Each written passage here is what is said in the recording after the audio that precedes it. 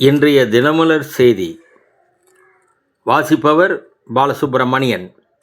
Venezuela எதிர்க்கட்சி தலைவர் மரியா கொரினா மச்சாடோ தனது அமைதிக்கான நோபல் பரிசு பதக்கத்தை அமெரிக்க அதிபருக்கு பகிர்ந்து கொள்கிறேன் என்று கூறியுள்ளார்.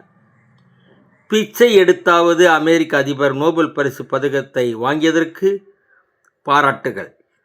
காஷ்மீர் எல்லையில் மீண்டும் தென்பட்டது பாகிஸ்தான் ட்ரோன்கள். சுட்டு வீழ்த்தியது இந்திய இராணுவம். தமிழக மக்களுக்கு 4 வாக்குறுதிகளை வெளியிட்டார் முதல்வர் ஸ்டாலின். வாக்குறுதிகளை வீசுவதில் வல்லவர்தானே. மத்திய கிழக்கில் பதட்டம். இஸ்ரேலுக்கு பயணத்தை தவிருங்கள் என மத்திய அரசு அறிவுறுத்தல். ஆட்சியில் அதிகாரத்தில் பங்கு திமுகவுக்கு தமிழக காங்கிரஸ் மீண்டும் குடைச்சல். மீண்டும் குரல் கொடுத்திருக்கிறார் மாணிக்கம் தாகூர், காங்கிரஸ் எம்பி அவர்கள். வணக்கம்.